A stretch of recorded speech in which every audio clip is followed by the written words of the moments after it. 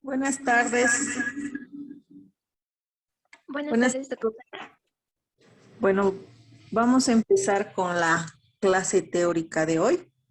Hoy nos toca ver lo que es el individuo como ser biopsicosocial, ¿sí?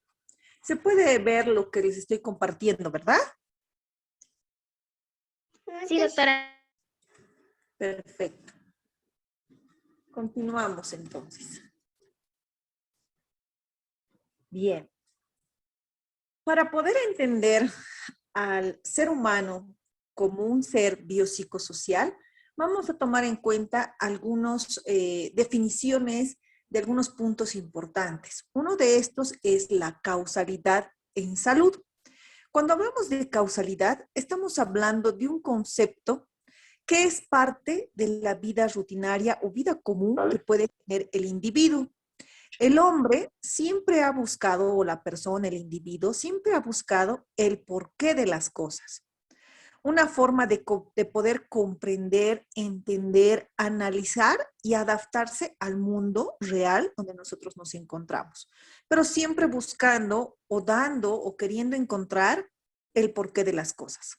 Entonces, cuando nosotros hablamos de salud o hablamos de medicina, uno de los objetivos principales o centrales al realizar estudios a nivel de la salud es la identificación de factores, las causas, ¿sí? O agentes que pueden producir las enfermedades. Entonces, nosotros en la parte de la medicina o el área de la salud tenemos como objetivo principal encontrar esos factores, identificar esos factores que nos van a causar una enfermedad. Y el propósito es, o el fin es, poder establecer un tratamiento. Si nosotros tenemos identificado el factor, vamos a poder identificar el diagnóstico. Y si tenemos identificado el diagnóstico, vamos a poder establecer un tratamiento. Y sobre todo, vamos a poder aplicar medidas preventivas, como por ejemplo en nuestra área, que es la parte bucal, específicamente los dientes, nosotros identificamos los factores que nos pueden llevar a una caries dental, la falta de higiene, la alimentación con alimentos cariógenos, ¿no es cierto?, la malposición dentaria. Entonces nosotros podemos aplicar medidas preventivas si conocemos estos factores o identificamos el factor que está causando caries en un paciente. ¿Sí? Entonces aplicamos medidas preventivas como mejorar la alimentación, restaurar la pieza dentaria o colocar selladores como medida de prevención. Si hay malposición dentaria, tal vez entrar algo más profundo de un tratamiento ortodóntico, etc. Entonces, la causalidad busca el porqué, identificar factores que nos llevan a enfermedades. La importancia de la causalidad. Bueno, ahora vamos a entender un poco la causa y la causalidad ya relacionado con la parte epidemiológica, ¿sí? La importancia de la causalidad en epidemiología está infundada o radicada sobre todo en la parte del desarrollo de la ciencia. ¿Cómo se va formando esto? ¿Cómo nosotros identificamos enfermedades y cómo las resolvemos? Por ejemplo, ¿no es cierto?, el estudio de la relación etiológica entre una exposición, la toma de un medicamento y la aparición de efectos secundarios. Nosotros tenemos la solución para el dolor de cabeza, que es, qué sé yo, un ibuprofeno, un paracetamol. Pero ¿qué pasa con la aparición de efectos secundarios? Náuseas, ¿no es cierto? Que te puede soltar el estómago. Puede ser un efecto secundario, sí, pero puede estar asociado a otro tipo de causalidades.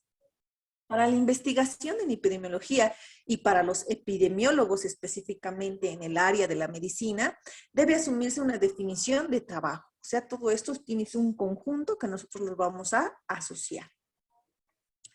La causa trae consigo un efecto o un resultado. ¿A qué nos referimos que va a traer un efecto o un resultado? En salud.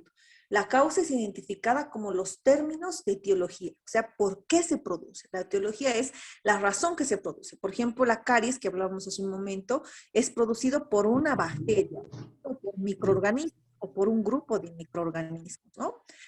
Entonces, la patogénesis o mecanismos, ¿cómo se produce? ¿Qué degeneración hay en el esmalte, en la dentina, que producen estas bacterias acopladas de alimentos cariógenos que pueden producir la fermentación de este tejido y ocasionar la caries? Entonces, la causa es, ¿qué lo causa? ¿Cuál es la razón? ¿Cuál es la etiología? Entonces, vamos a ver 3 eras. Existe una era de estadísticas higiénicas, una era de epidemiología de las enfermedades contagiosas y una era de enfermedades crónicas. Cuando hablamos de la era de las estadísticas higiénicas, son como un paradigma, ¿no es cierto? Dentro de una parte, una nube tóxica. Cuando hablamos de la epidemiología en enfermedades contagiosas, es como un paradigma de la teoría de aquel microbio que puede causar estas enfermedades. La era de la epidemiología de las enfermedades crónicas es un paradigma de la caja negra. Las enfermedades crónicas son hereditarias, son adquiridas, ¿no es cierto? Entonces, va desarrollando estas 3 eras. ¿Cómo podemos analizar si no existe, qué existe o que no existe solo una causa, ¿no? Nadie enferma por una razón, uno enferma porque se han juntado todas estas causas, ¿no es cierto? Por ejemplo, la parte de una enfermedad como la obesidad, que se la considera enfermedad, es por varias causas, ¿no es cierto? Este se llama agente o causa necesaria. Puede ser herencia, pueden ser factores biológicos, factores sociales, psicológicos, espirituales, factores del medio físico. Entonces, acá nos dice que las enfermedades son un conjunto de causas que pueden estar sucediendo en la persona. Sin ir lejos con esto del coronavirus, ¿es igual un conjunto de causas o no? Sí, ¿no es cierto? La higiene de las manos, la protección de nasobucal, ¿no es cierto? Si el paciente tiene factores biológicos como enfermedades de base, factores físicos tal vez, si es desnutrido o es obeso, ¿no es cierto? Entonces es un conjunto de causas. Estos factores se pueden agrupar básicamente en 3. En factores del agente biológico, psicológico o espiritual, factores del agente del huésped, que es propio de las personas, en factores sociales, que está relacionado al ambiente o el aspecto físico o el clima donde se está rodeado. Entonces, toda enfermedad tiene un inicio y un origen multicausal. Yo recuerdo cuando era universitaria y estaba igual en segundo, me decían, la caries es multifactorial, o sea, es multicausal. Las enfermedades siempre van a tener múltiples causas que te llevan a ese estado. Estudiar el individuo como ser biopsicosocial. Bueno, ya tenemos claro que cuando nosotros identificamos una enfermedad, puede haber una causa y una causa. ¿No es cierto? Eso ya lo tenemos claro. Ahora vamos a entender al individuo, a la persona, al sujeto, al hombre, ¿ya? Estudiar la comunidad desde la parte social, cultural, ¿no es cierto? Cómo nosotros abordamos o es parte de nuestra vida diaria. El hombre, como su parte psicológica, tiene una motivación y intereses, ¿no?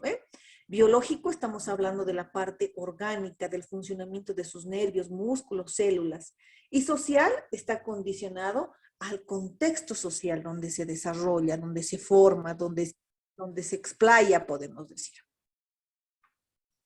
El hombre, bueno, en realidad cuando hablo de hombre y mujer, ¿no es cierto? En este caso podemos decir tal vez el individuo, ¿no es cierto? La persona. Es un ser global, o sea que engloba muchas cosas. Por eso se dice que el hombre es un ser biopsicosocial, como veíamos acá, ¿no es cierto? Psico, bio y social. Por tanto, es un ser maravilloso de esta tierra, ¿no es cierto? De este mundo, de esta aldea global. Busca sus propias maneras de vivirla. Todos tenemos distintas formas de vivir nuestra vida, ¿no es cierto? Puede ser moldeado por la cultura o influenciado por lo que rodea. Nosotros en nuestra cultura tenemos ciertos moldeamientos, ¿no es cierto? En nuestra cultura andina que podemos tener, tenemos ciertos moldeamientos. Alguna vez conversábamos, ¿no es cierto? Para un resfrío, tal vez una naranja quemada, inhalar eucalipto, manzanilla frente a una tos, huira huira, o sea, esas son culturas que a nosotros nos han moldeado. Entonces, por eso dice que el ser humano, como ser biopsicosocial, está moldeado en relación a su cultura y a lo que le influye alrededor de él, lo que le rodea. Por tanto, podemos decir que el ser biopsicosocial tiene características anatomofuncionales, o sea, relacionadas con el desarrollo del cuerpo orgánico mediante la sociedad y mediante el ambiente. Va a influir la sociedad, o sea, las personas que nos rodean, la parte política que nos rodea, la parte social propiamente dicho, sí. El medio ambiente sí, vivimos en un lugar de altiplano, por ejemplo, en nuestro caso probablemente haya más tendencia a la presión alta, a la eritrocitosis, ¿no es cierto? Porque estamos en altura, estamos más arriba del nivel del mar. Entonces, sí influye el ambiente, sí. Sí influye la sociedad, sí. Sí influye las características anatomofuncionales, sí. Por ejemplo, ustedes cuando tengan la experiencia de hacer su servicio social, cuando ya egresen, a todos les va a tocar en distintos lados. Entonces, las características anatofuncionales en los yungas, en el altiplano, en el valle propio que podemos tener en nuestra misma ciudad de La Paz es diferente y las características van a ser diferentes. Probablemente los que vayan hacia el lado de los yungas puedan encontrar con mayor facilidad piezas dentarias cariadas, caries rampante por el consumo excesivo de plátano, de frutas muy dulces, uvas, ¿no es cierto? En cambio, si vamos a un lugar un poco más altiplano, mucho más profundo, porque ya en la parte central de nuestro altiplano ya están un poco más civilizados, entre comidas, en relación a las comidas, a la alimentación, pero un poco más profundo podemos ver todavía el consumo de tostados, ¿no es cierto? Entonces los dientes son más fortalecidos, los músculos más fortalecidos. Entonces eso hace una característica del humano, de la persona, del individuo como ser biopsicosocial. El individuo como ser biopsicosocial, esta idea tiene el fondo de la concepción del individuo de integrarse con estos aspectos. Como les decía, el aspecto biológico habla de la parte orgánica, de la parte biológica, de la parte de los genes, ¿no? Los aspectos psicológicos hablan de la cognición, de cómo nosotros aprendemos las cosas, de las emociones que pueden expresar, de los sentimientos, de la sensibilidad y de la espiritualidad de las personas. El aspecto social está relacionado a la familia de donde nosotros venimos, a nuestros pares, ¿no es cierto?, los que tenemos a nuestro alrededor, el entorno cultural y social que nos puede rodear, ¿no? Eso es reforzando lo que hablábamos hace un momento. La concepción biopsicosocial del hombre comienza a desarrollarse en los años 50, hace mucho tiempo atrás, y está vigente en la actualidad. El hombre como un ser único en su totalidad está determinado en estos tres aspectos, que están mutuamente interdependientes y interrelacionados, como es el aspecto biológico, social y psicológico, ¿sí? Entonces tenemos un modelo para comprender, entender al ser humano en su totalidad. O sea, si este es nuestro modelo, ¿no? Mutuamente interdependientes, biológico, psicológico y social, se interrelacionan entre ellos. Entonces podemos decir que al ser humano como una totalidad lo debemos comprender y entenderlo como un equipo interdisciplinario. Si lo comprendemos y entendemos como un equipo interdisciplinario, entonces podremos atenderlo. Nosotros en el área de la salud tenemos que tratar con individuos, con personas. Si ustedes lo reconocen como una totalidad, como una integridad, como un equipo interdisciplinario de varias cosas, vamos a poder resolver y atender al individuo. No caer en el biologismo médico o en el psicologismo. O sea, no nosotros solamente basarnos en un solo aspecto, sino integrar los tres aspectos para poder identificar las enfermedades o poder entender a la persona. En el modelo biopsicosocial se encontraron dos polos, una visión reduccionista y una visión holística. Cuando hablamos de la visión reduccionista, ¿no? Es propia de cada ciencia que analiza al hombre desde un solo aspecto, desde una sola perspectiva, ¿no? Ese es reduccionista, descomponerse y reducirse a algo simple y aislado. ¿sí? Entonces, reduccionista quiere decir de una sola cosa, ¿no? De una sola perspectiva. En cambio, la visión holística o integradora, como su mismo nombre lo dice, ¿no? Holístico, integrador, ¿no es cierto? Que veía al hombre o a la persona o al individuo como una unidad global, como una unidad biopsicosocial, ¿sí? Entonces, algo global, algo entero, ¿no es cierto? Entonces, esos dos modelos, ¿no? Reduccionista y holística. Desde la perspectiva integradora, que decíamos, ¿no ve? La holística, ya lo hemos repetido varias veces, biológico, psicológico y social, para que se nos grabe. Biológico, ¿qué será lo biológico? Se desarrolla o se describe o se concibe al ser humano como un sistema, como un grupo de órganos, ¿sí? Cuyas partes funcionan como un todo. Nosotros tenemos varios sistemas en nuestro organismo, que es una agrupación de órganos que van a cumplir ciertas funciones. Entonces, esto van a dar lugar a la dinamización de elementos mutuamente interrelacionados. Mi sistema respiratorio, digestivo, ¿no es cierto?, circulatorio, van a estar interrelacionados para que exista un funcionamiento apropiado. A su vez, va a tener dos concepciones, un sistema abierto y un sistema cerrado. Cuando hablamos de un sistema abierto a nivel biológico, estamos hablando de un intercambio de información con el medio. Cómo nuestros sistemas intercambian información con el medio exterior, ¿sí? Un sistema es permeable. En cambio, el sistema cerrado es un sistema que está limitado por su biología y por ende presenta dificultades para lograr un intercambio con el medio. Entonces tenemos esos dos sistemas dentro del aspecto biológico.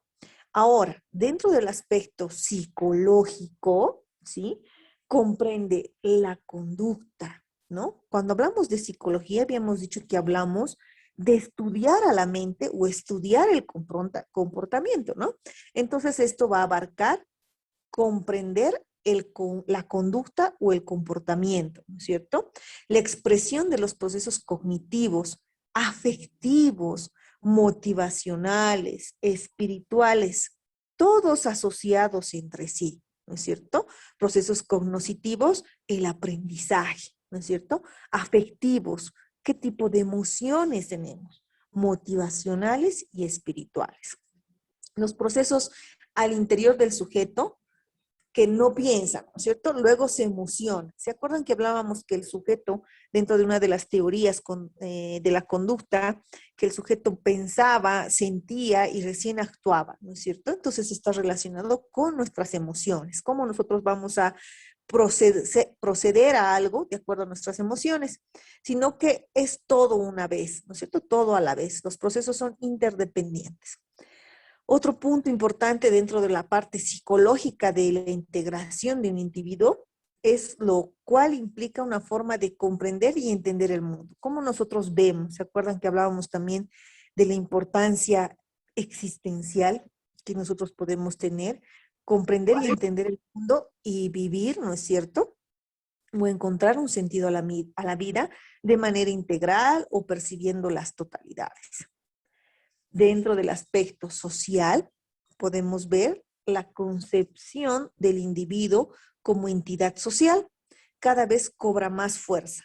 O sea, cada individuo siempre va a tener una fuerza en el aspecto social donde está sujeto, ¿sí? El sujeto, al parecer, nace predispuesto para el encuentro con el otro, ¿sí?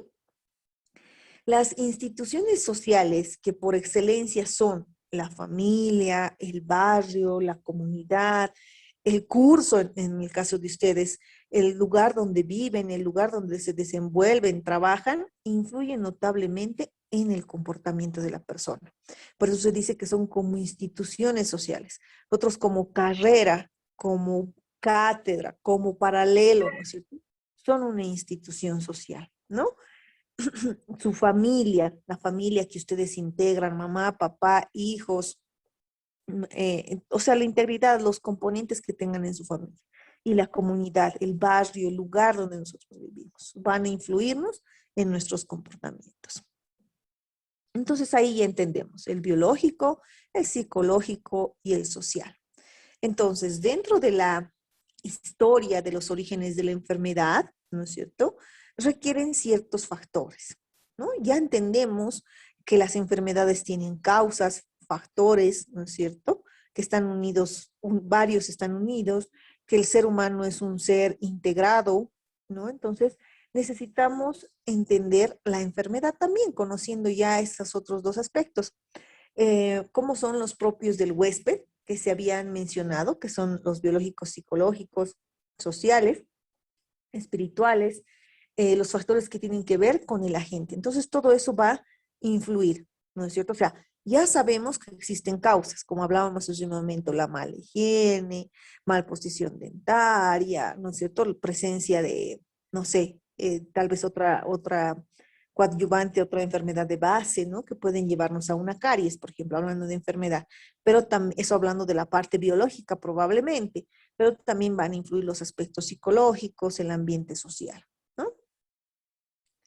En este modelo, la concepción del hombre como ser biopsicosocial va a comprender un organismo, una creencia, un entorno social, la manera de pensar, el pensamiento. Habíamos dicho que el pensamiento era generar ideas, ¿no es cierto? Su entorno social no funcionan como parte en sí mismos, ¿no es cierto? Entonces, todas esas cosas van a mostrar un modelo biopsicosocial y van a influir o es importante conocer qué es un pensamiento primitivo. Cuando nosotros hablamos de un pensamiento primitivo, se confunde lo casual con lo causal. ¿Cómo entendemos eso? Es decir, que confunde lo que es casualidad con la causa de un fenómeno o de una enfermedad. Ejemplo, todavía en la cultura aymara se cree que la epilepsia es producida por un rayo, ¿no es cierto? O incluso yo recuerdo que decían que cuando te cae un rayo puedes ser vidente, ¿no es cierto? Puedes ver la suerte de las personas, ¿no? Entonces, o cuando cuando te da una enfermedad sin alguna razón como fiebre, dolor, lo asocian al caricari, ¿no es cierto? Entonces, eso es diferente. Otro ejemplo sería pensar que porque si no llevas un objeto como una corbata, una gorra, un bolígrafo, que para ti es de suerte, entonces te puede ir mal, ¿no es cierto? Las famosas cábalas. No, tengo que ir con mi bolígrafo rosado, mi bolígrafo azul a mis exámenes para que me vaya bien. Entonces eso es casualidad y no causalidad, ¿sí? También está basada en algunas teorías, como las de Dios, donde se decía que las enfermedades eran un castigo de Dios, consecuencia de algún pecado que nosotros habíamos realizado. Las causas de la enfermedad se las descubre en relación a algo clínico patológico, ¿sí? Cuando hablamos de causa. El ser humano como ser biopsicosocial de manera dinámica cambia a lo largo de su vida y en esos cambios está influido por su entorno.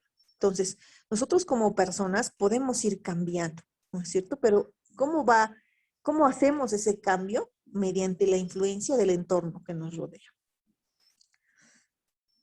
Existe un modelo médico que se maneja a nivel biopsicosocial y dentro de este tenemos uno basado en la jerarquía de Engel en 1977, donde él maneja un modelo biopsicosocial que nos dice o indica que la persona tiene tiene elementos biológicos que se interrelacionan entre sí, como son las partículas o las células que les decía, los átomos, y estas conforman el organismo, ¿no?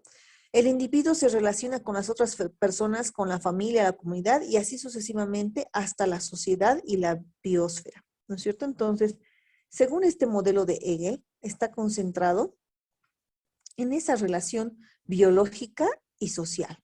Hegel en 1977 propuso el modelo biopsicosocial derivado de las teorías de sistemas que intenta integrar la parte biológica, psicológica y sociocultural. en situaciones específicas como es la salud o la enfermedad. ¿Sí?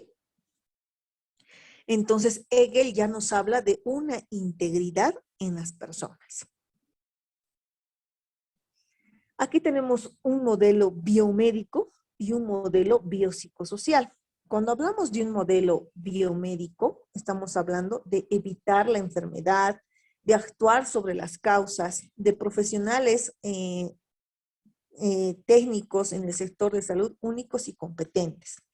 Pero cuando hablamos de un modelo biopsicosocial, es promover la salud, mejorar la calidad de vida, actuar sobre los factores de riesgo. Otros sectores y la comunidad tienen mucho que decir y hacer. Hablamos de una parte de promoción y prevención.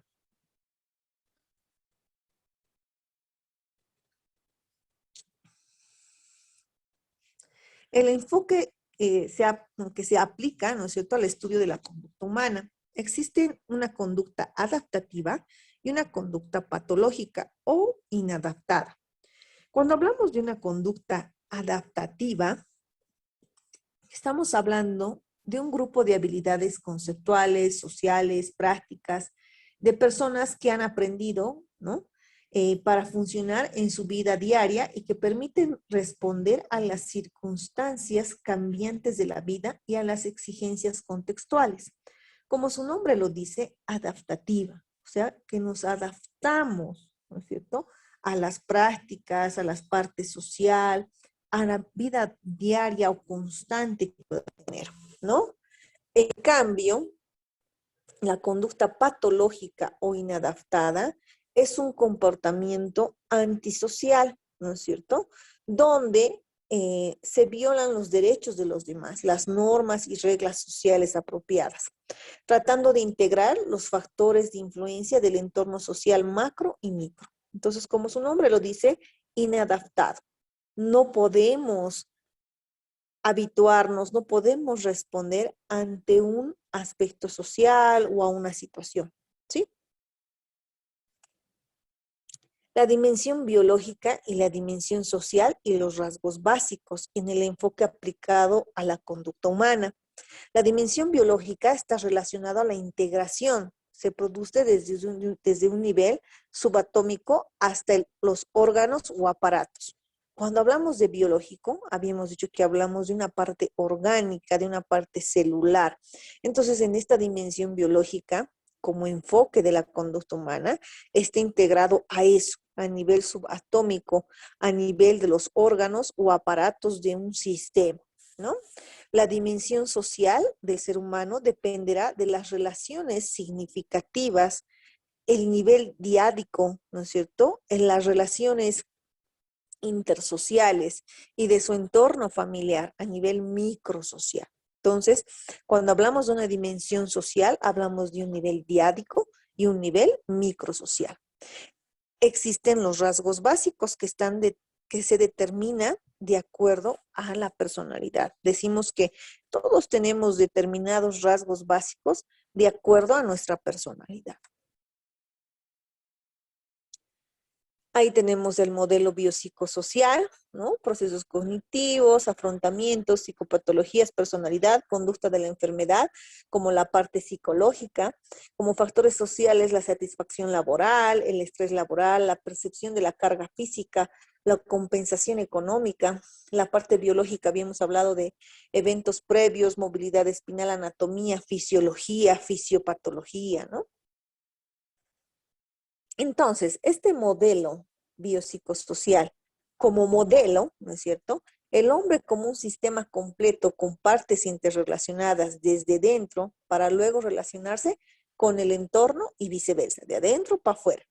El entorno genera maneras de que el organismo vivo a nivel biológico y psicológico encuentre formas únicas para desarrollarse, ¿sí? Entonces, dentro de este modelo, el entorno es importante para el organismo vivo. El ser humano como ser, como integración biopsicosocial, es entonces un sistema abierto, dinámico, activo, de adentro hacia afuera, de lo individual a lo social. Y de la misma manera de afuera hacia adentro, de lo social a lo individual. Desde nosotros para los demás, de los demás para nosotros, ¿sí? Entonces ahí tenemos ya sabemos que es un modelo biopsicosocial. Entonces, ¿cómo sería un modelo de atención biopsicosocial?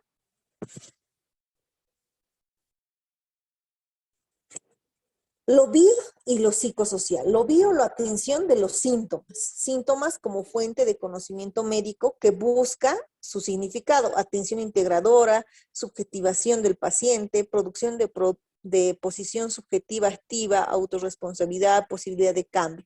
Síntomas, tratar los síntomas, ¿no es cierto? Biopsicosocial, escucha el contexto psicosocial, subjetividad, vulnerabilidad de género. Estrategias de comunicación, relación médico-paciente, causar efectos en los sujetos.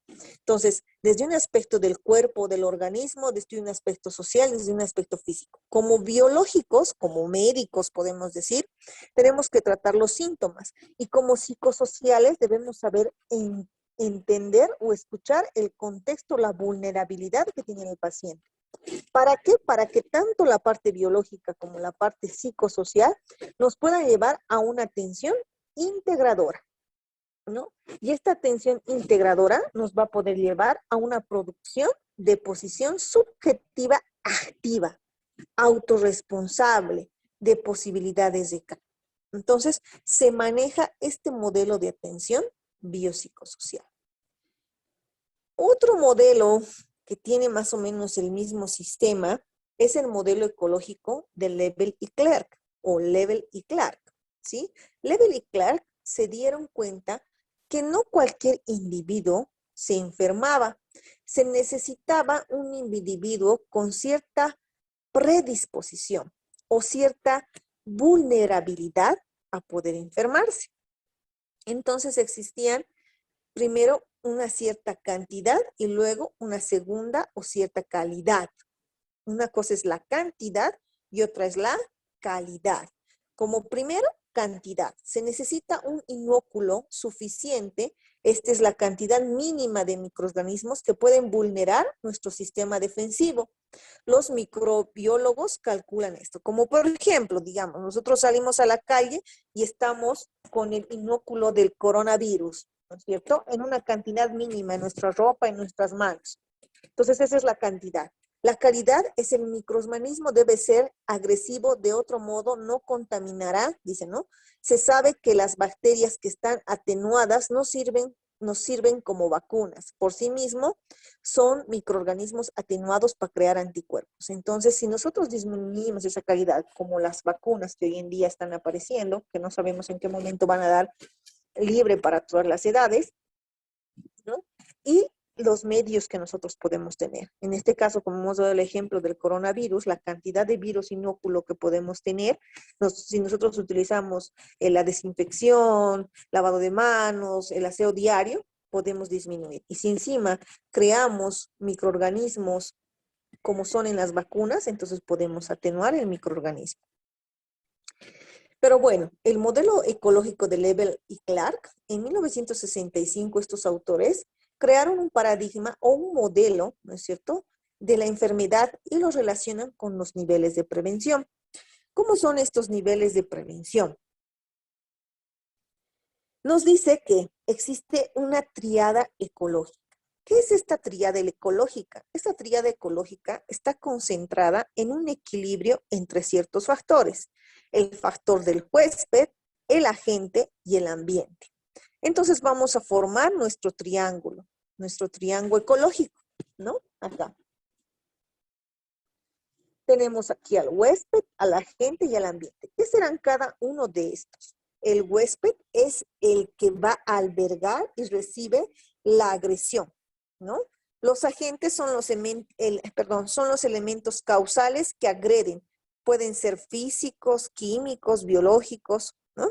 Y el ambiente puede ser la parte física, social, económica y biológica. Entonces, basados en esta triada ecológica, se generan los niveles de prevención.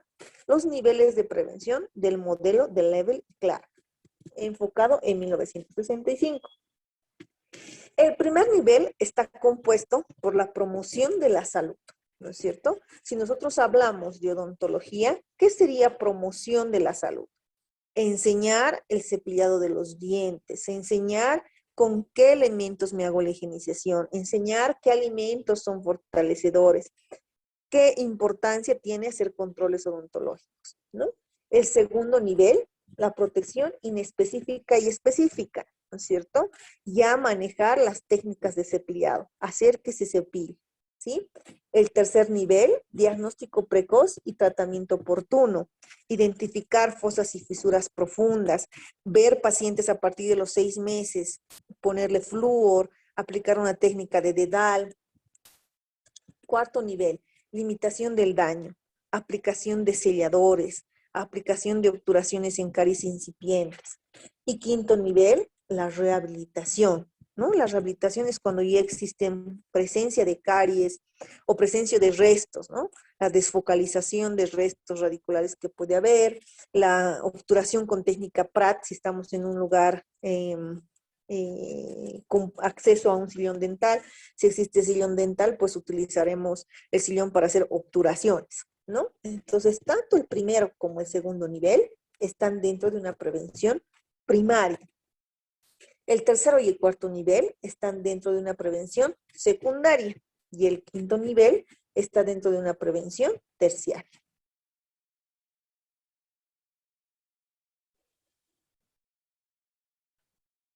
Bueno, los niveles de prevención. Habíamos dicho, primer nivel, ¿no es cierto? Promoción de la salud. No está dirigido a ninguna enfermedad en particular, incluye medidas que mantienen y promueven la salud del individuo, como la alimentación, la vivienda, educación, condiciones de trabajo, exámenes periódicos, educación para la salud. Cuando hablamos de toda una integridad de enfermedades para la salud en general, no solamente de la cavidad oral. Segundo nivel de prevención, protección inespecífica y específica. Son medidas que protegen y previenen la aparición de alguna enfermedad, en particular como la inmunización, higiene personal, saneamiento ambiental, potabilización de agua, dieta, lavado de manos. Hablamos igual de una integridad general, de una salud en general, no solo de la cavidad oral. Tercera, diagnóstico precoz y tratamiento oportuno. Su objetivo es detener tempranamente el avance de cierta enfermedad y prevenir la difusión de la misma. Y comprende ciertas acciones que nos van a llevar, ¿no es cierto?, a reconocer esa eliminación temprana de la misma, como análisis clínicos, radiografías, exámenes clínicos, etc. Cuarto nivel, tratamientos adecuados para tener la enfermedad e impedir que siga avanzando hasta su desenlace. Comprende todas las medidas disponibles para detener el avance de una enfermedad hacia un estadio crítico a través de una intervención rápida y efectiva. Lo que les decía, desfocalización, aplicación de selladores. Quinto nivel de prevención y rehabilitación. La prevención terciaria se refiere a la acción de rehabilitación brindadas a las personas a fin de que pueda utilizar sus capacidades remanentes y de esta manera reintegrarse a la sociedad. Realizar ya una rehabilitación de manera general, integral, de la salud general del paciente, o si hablamos de la cavidad oral, ¿no es cierto?, la rehabilitación, eliminación totalmente de las caries, gingivitis, etc. Por tanto, podemos dar un resumen, perdón, del esquema que maneja el modelo de Level y Clerc, ¿no es cierto?, donde tenemos, habíamos dicho, una prevención primaria, una prevención secundaria y una prevención terciaria. Dentro de esta tenemos la predisposición al daño, el periodo preclínico, en la prevención secundaria, periodo clínico, prevención terciaria, resolución, que puede tener secuelas, invalidez, muerte, cuando hablamos de enfermedades en general. Las prepatogénicas, promoción, protección específica, diagnóstico y tratamiento. Patogénicas, diagnóstico y tratamiento, limitación de la discapacidad y rehabilitación. Entonces, este es, ¿no es cierto?, el modelo de Level y Clerc en resumen.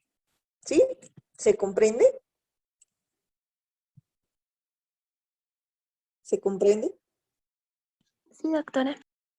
Perfecto. Entonces, hemos hablado mucho de esto, ¿no? Prevención primaria, secundaria y terciaria. Entonces, las vamos a especificar. ¿Cuál será su objetivo de la prevención primaria? Su objetivo es limitar que aparezca la enfermedad. ¿Cómo? Mediante el control de sus causas o sus factores que nos llevan a entrar a este riesgo. Entonces es limitación, ¿no es cierto? Y control de las causas. Prevención secundaria. ¿Qué objetivo tiene la prevención secundaria? Limitar el daño, curar al paciente, reducir esas consecuencias, reducir a la enfermedad, ¿no? Reducir las consecuencias más graves de la enfermedad mediante un diagnóstico precoz y un tratamiento oportuno. Entonces, la prevención secundaria tiene como objetivo un diagnóstico precoz, un tratamiento oportuno, limitando el daño que puede existir y curar, ¿no es cierto? Sanar al paciente. ¿Para qué? Para reducir la gravedad de la enfermedad. Prevención terciaria. Son aquellas medidas encaminadas a ¿qué? Reducir, minimizar y facilitar. ¿Reducir qué? Las secuelas que pueda dejar la enfermedad o discapacidad que pueda dejar la enfermedad. Minimizar el dolor, el sufrimiento causado por esa pérdida de salud. Facilitar la adaptación de los pacientes a cuadros incurables, ¿no? Facilitar esa adaptación. Por tanto, como conclusión de este modelo ecológico, se podría decir o se diría que ninguna enfermedad, ni del cuerpo en general, ni la cavidad oral, son unicausales. Todas son enfermedades multicausales, ¿sí? Y que nosotros las podemos tratar mediante medidas preventivas, iniciando por la primaria, secundaria y terciaria. Aquí tenemos una historia natural de la enfermedad en los niveles de prevención. La interrelación entre el agente, el huésped y la parte ambiental para producir estímulos. Nos vamos al aspecto clínico, ¿no es cierto? Entonces tenemos una etapa prepatogénica y una etapa patogénica y una etapa postpatogénica. Cuando hablamos de la prepatogénica, primaria, ¿no es cierto? Promoción de salud, protección inespecífica y específica. Patogénica, secundaria, limitación del daño, diagnóstico temprano y tratamiento oportuno. Postpatogénica, cuando ya está la enfermedad, rehabilitación, nivel terciario. Esto dentro de todo el contexto social, económico, político, toda la integridad que nosotros desarrollamos, ¿no es cierto?, en lo que es el modelo de Leven y Clark. El tratamiento de caries, y hablando de odontología, en este modelo, no debe ser solo la obturación y la limpieza.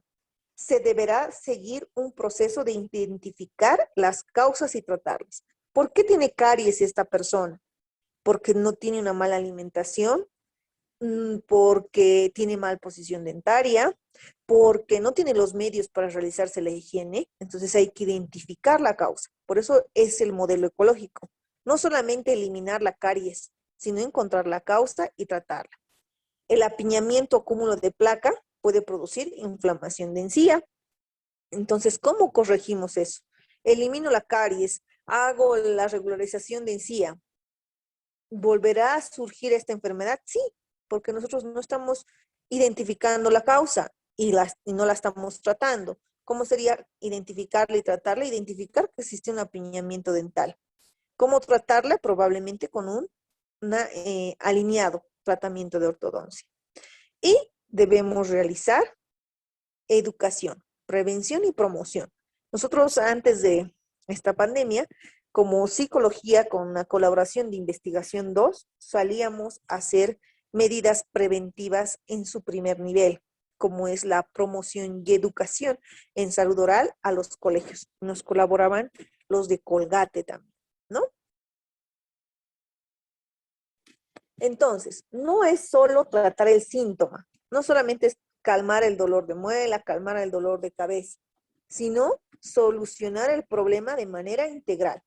Un conjunto ya que todo es un conjunto, ¿no es cierto? El problema es multicausal, todo es por muchos factores, por muchas causas. ¿Se comprende hasta acá? ¿O se comprende en realidad el tema y sobre todo esto del modelo ecológico?